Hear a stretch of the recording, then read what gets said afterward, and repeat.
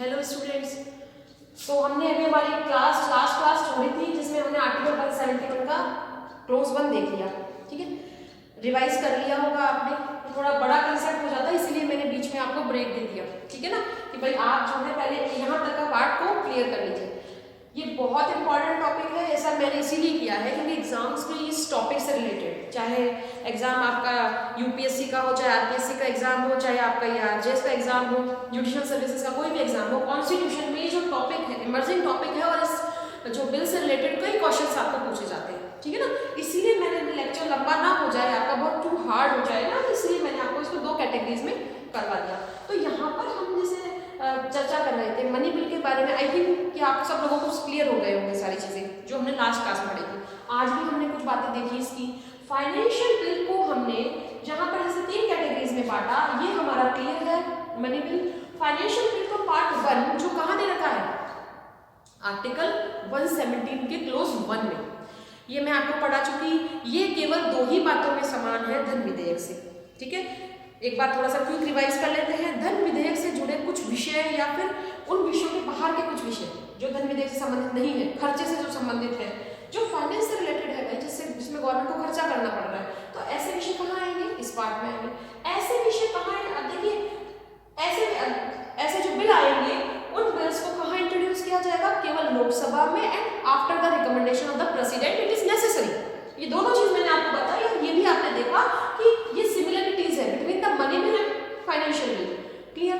फिर मैंने आपको कुछ डिफरेंसेस भी बताए कि राज्य ऐसे बिल्स जो है जो 117 के पहले क्लोज में आएंगे, क्या होगा वहां पर कि राज्यसभा जो है उसके पास में अधिकार होंगे कि वो ऐसे बिल्स को एक्सेप्ट भी कर सकती है और रिजेक्ट भी कर सकती है। और जहां दोनों सदनों के बीच में डेडलॉक राइज हो जाता है वहां पर ज्वाइंट सेशन का भी प्रावधान है, ये हमने देखा। अब जब सदनों से पास होकर बिल कहां जाएगा, एक्ट बनने के लिए कहां जाता है, लास्ट में प्रेसिडेंट के पास। तो प्रेसिडेंट को भी इसके संबंध में तीन अधिकार हो गए। फर्स्ट इज एक्सेप्ट कर सकता है, उसको स्वीकार कर ले, उसको अस्वीकार कर ले, या फिर उसको वापस सदन को भेज दे रिकंसिडरेशन के लिए। क्लियर, यहां तक हम देख चुके थे। अब आ जाओ, अब हम स्टार्ट करते हैं फाइनेंशियल बिल का पार्ट बी, जो कहां इसके बारे में प्रोविजन है, आर्टिकल 117 के क्लोज 3 में। ठीक है, अब देखिए आर्टिकल 117(3) में जो टॉपिक्स आते हैं वो किससे संबंधित होते हैं, एक्सपेंडिचर से संबंधित होते हैं, खर्चों से संबंधित होते हैं। कौन से खर्चे कहां से किए जाएंगे, कंसोलिडेटेड फंड ऑफ इंडिया में से। ध्यान रखिए, भारत की संचित निधि में से, कंसोलिडेटेड फंड ऑफ इंडिया में से जो भी एक्सपेंडिचर किए जाएंगे, उस एक्सपेंडिचर से संबंधित जो बिल होगा वो होगा आर्टिकल 117 के क्लोज 3 में, और that is also called financial bill. Clear. ठीक है, फाइनेंशियल बिल कहलाएंगे। तो ये सबसे पहली चीज तो आपको ये ध्यान में रखनी है कि कंसोलिडेटेड फंड से जो भी खर्चे किए जा रहे हैं उससे संबंधित बिल फाइनेंशियल बिल होगा। किस आर्टिकल के अंदर, आर्टिकल 117 क्लोज 3 में, ये याद रखने की बात है। अब देखिए, इंट्रोड्यूस इन लोकसभा और राज्यसभा, ये बहुत विशेष बात है। अब हम क्या देखेंगे सॉरी, इन तीनों में ही आपस में डिफरेंस देख लेते हैं। इन दोनों में देख लीजिए, जैसे 117(1) में क्लोज 1 में जो दे रखे थे वो केवल लोकसभा में पेश किए जा सकते थे, जबकि क्लोज 3 में जो आपको जो बिल आएंगे वो कहाँ इंट्रोड्यूस किए जा सकते हैं, इंट्रोड्यूस इन लोकसभा और राज्यसभा। वेदर लोकसभा और राज्यसभा कहीं पर भी आप लोअर हाउस में इंट्रोड्यूस कर दीजिए, अपर हाउस में इंट्रोड्यूस उसको किया जा सकता है, कोई दिक्कत नहीं। जबकि यहाँ पर नेसेसिटी थी केवल और लोकसभा, धन विधेयक में क्या थी, केवल और केवल लोकसभा। क्लियर हो गई बात। नेक्स्ट पॉइंट आ जाओ। नेक्स्ट पॉइंट बात करता है नॉट नेसेसरी रिकमेंडेशन।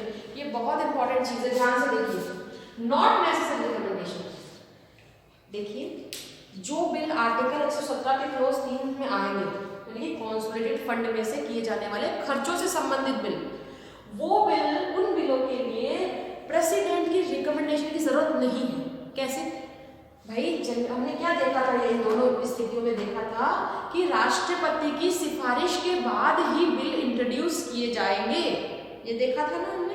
यहाँ पर राष्ट्रपति की सिफारिश की जरूरत नहीं है बिल को इंट्रोड्यूस करने के लिए। एक बात मैं लिख रही हूं इनके संबंध में, बिल को इंट्रोड्यूस करने के लिए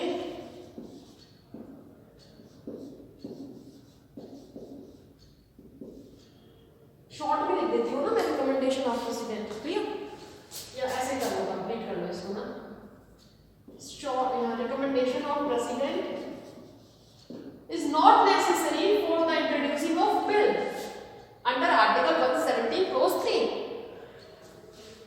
यहां तक बात समझ में होगी। अब देखिए, जैसे ही बिल सदन में इंट्रोड्यूस किया जाएगा, वेदर इन लोकसभा और राज्यसभा, उस बिल पर क्या किया जाता है, विचार, आपस में विचार किया जाता है। तो यहाँ पर आर्टिकल 117 का थर्ड क्लॉज क्या प्रोविजन करता है कि सदन में बिल को प्रस्तावित करने के लिए तो राष्ट्रपति की सिफारिश की जरूरत नहीं है, लेकिन सदन में उस बिल पर विचार तब तक नहीं किया जाएगा जब तक कि प्रेसिडेंट जो है वो रिकमेंडेशन नहीं दे देता विचार करने के लिए, फॉर द कंसिडरेशन। समझ में आई बात? ये देखिए बहुत इंपॉर्टेंट है। ये कह रहा है, थर्ड क्लॉज हमसे कहता है कि किसी भी सदन में आप इसको पेश कर दो, लेकिन किसी भी सदन में इस बिल को पेश करने के लिए, इंट्रोड्यूस करने के लिए राष्ट्रपति की पूर्व अनुमति या राष्ट्रपति की रिकमेंडेशन की जरूरत नहीं होती है, जैसे कि इन दोनों कंडीशंस में थी, क्लियर। लेकिन जैसे ही बिल सदन में चला जाएगा, सदन उस पर तब तक विचार नहीं करेगा जब तक कि राष्ट्रपति विचार करने के लिए अपनी सिफारिश नहीं कर दे। क्लियर हो गई ना बात? तो ये ही चीज मैं आपको यहाँ बता रही थी, ये इसीलिए इंपॉर्टेंट है,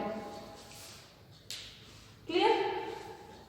अब देखिए, ये हो गई हमारी बात, ये डिफरेंस हो गया, इन दोनों में भी डिफरेंस हो गया, ये क्लियर हो गया, ये हमारे पर थोड़ी डिफरेंस पड़ गया। अब आ जाता है, अब देखिए, लेकिन इस बिल का दोनों ही सदनों द्वारा पास होना जरूरी है, ये तो बात है ही है। और जैसे ही ये दोनों सदनों से पास हो जाता है, प्रेसिडेंट के पास चला जाएगा उस प्रेसिडेंट की असेंट के लिए। लेकिन अगर मान लीजिए दोनों सदनों में आपस में डेडलॉक हो गया, तो बाकी प्रोविजन सेम है, ज्वाइंट सेशन करवा लीजिए, ज्वाइंट सेशन करवा लीजिए दोनों का, फिर बिल दोनों सदनों की सहमति से पारित हो गया, पास होना चाहिए, हो गया साहब। अब कहाँ चला जाएगा बिल, प्रेसिडेंट के पास। तो सेम इन्हीं की तरह प्रेसिडेंट को तीनों अधिकार है, प्रेसिडेंट के पास तीन ऑप्शंस होते हैं, वेदर एक्सेप्ट और रिजेक्ट और रिकंसिडरेशन, या फिर पुनर्विचार के लिए वो उसको वापस लौटा सकता है। ये चीजें सेम है बेटा, यहाँ क्लियर हो गई बात?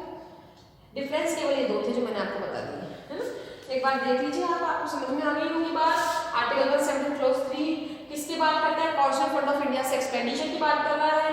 कहीं भी इंट्रोड्यूस कर सकते हो, इंट्रोड्यूस करने से पहले, बिल को प्रस्तावित करने से पहले राष्ट्रपति की रिकमेंडेशन की जरूरत नहीं होती, लेकिन जैसे ही बिल सदन में आ जाता है उस पर तब तक विचार या तब तक चर्चा नहीं की जाती जब तक कि राष्ट्रपति सिफारिश नहीं करते। ये चीज ध्यान रखने की बात है। फिर उसके बाद आ जाती है आपकी, दोनों सदनों से पारित होना चाहिए, नहीं होता है, डेडलॉक की स्थिति है, तो ज्वाइंट सेशन बुला लो, और ज्वाइंट सेशन में पारित हो गया तो प्रेसिडेंट के पास चला जाएगा। प्रेसिडेंट को वही तीन अधिकार है जो कि 117 के क्लॉज 1 में थे, या चाहे तो वो एक्सेप्ट कर दे, स्वीकार कर दे, या मना कर दे, या पुनर्विचार के लिए उसको वापस सदन में भेज दे। क्लियर हो गई बात? तो ये थे मेन टॉपिक्स हमारे आज के। Financial bill clear. अब जब आपको मनी बिल क्लियर हो गया, फाइनेंशियल बिल क्लियर हो गया, तो आप इजीली इनमें डिफरेंस कर सकते हो बिना मेरे बताए, मुझे अब बताने की जरूरत नहीं है आपको, ठीक है ना। तो आप अपना खुद अपना एक टेस्ट ले सकते हो कि भाई मैं क्या क्या डिफरेंस में पॉइंट आउट कर पा रहा हूँ मेरी फिंगर टिप्स पे। याद करिए, मैं आपको याद दिलाती हूँ। जैसे आर्टिकल 110 सबसे पहले कहाँ प्रोविजन कर रखा है जन विधेयक का, आर्टिकल 110 में। इसका कहाँ कर रखा है भाई, आर्टिकल 107 में, ठीक है। धन विधेयक जो है आपका कुछ रिलेटेड कैटेगरी से, मतलब कह सकते हैं कि धन विधेयक जो है आपका कहीं अलग से वो कैटेगरीज नहीं है इसकी, जबकि इसको दो कैटेगरीज में आपका डिवाइड कर रखा है, ए एंड बी। 117 क्लॉज 1 में, 117 क्लॉज 3 में, देखा हमने। फिर हम बात करते हैं all money bills are finance bills, ठीक है, एक ये भी इंपॉर्टेंट चीज है। But all finance bills are not money bills. ये तो मैंने आपको ग्राफ में भी समझाया था, अभी ड्रॉ करके इसको, ये समझ में आ गई थी बात हमारे, ये विशेष बात ध्यान रखनी है, ठीक है। देखिए अब जो है, जैसे अब यहाँ पर मनी बिल के लिए हमने एक विशेष प्रक्रिया पढ़ी थी, कहाँ पर, आर्टिकल 109 में।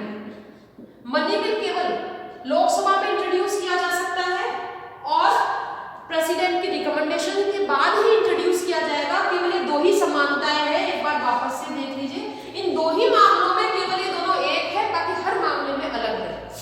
ठीक है, तो सिमिलरिटीज जैसे हमने देख ली थी। अब आ जाओ प्रोसीजर पर। जैसे प्रोसीजर मैंने आपको बताया था कि केवल लोकसभा में इंट्रोड्यूस होगा, फिर इसके बाद में यहाँ पर मनी बिल के संबंध में किसी भी ज्वाइंट सेशन के बारे में, संयुक्त सत्र के बारे में कोई प्रावधान नहीं होगा। याद रखो, ज्वाइंट सेशन के बारे में संयुक्त सत्र का कोई प्रावधान नहीं है। पावर्स किसके पास है? लोकसभा के पास। ठीक है ना, 14 डेज का यहाँ पर टाइम दिया जाता है। राज्यसभा अपने पास 14 दिन से अधिकतम होगी, मतलब मैक्सिमम टाइम पीरियड है राज्यसभा के पास 14 डेज, उससे ज्यादा टाइम के लिए वो रख ही नहीं सकती बिल को अपने पास में। तो ऐसा कोई प्रोविजन मुझे बताओ फाइनेंस बिल में है क्या? नहीं है ना, ज्वाइंट सेशन का नहीं है, ऐसा कोई पर्टिकुलर दिनों का डेज का कोई प्रोविजन नहीं है। फिर हम बात कर रहे थे कि प्रेसिडेंट के बारे में, तो फाइनेंस यहाँ पर मनी बिल में जो है वो प्रेसिडेंट को क्या क्या राइट्स थे? केवल दो ही राइट ऑप्शन थे उसके पास, एक्सेप्ट और रिजेक्शन। या तो उसको एक्सेप्टेंस का राइट था या फिर रिजेक्शन का उसको राइट था, ये दो ऑप्शन थे। फाइनेंशियल बिल में मैंने पढ़ाया, आप खुद देखिए, खुद बताइए प्रेसिडेंट को क्या राइट्स है। प्रेसिडेंट के पास बिल चला गया, क्या है उसके पास? 3 ऑप्शन हो गए, एक्सेप्ट करने का, रिजेक्ट करने का या फिर रिकंसिडरेशन के लिए उसको वापस भेज देने का। हो गया क्लियर हो गई बात। और लास्ट की ये बात आपकी क्लियर हो गई कि all money bills are finance bills, but all finance bills are not finance.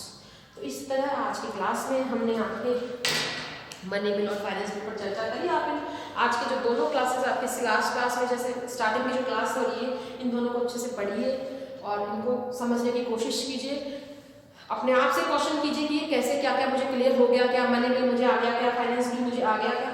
ठीक है ना, इनसे बहुत सारे क्वेश्चंस आपको पूछे जाते हैं। ठीक है, ठीक है, अब आज के लिए इतना ही, अगली क्लास में बात करते हैं। तब तक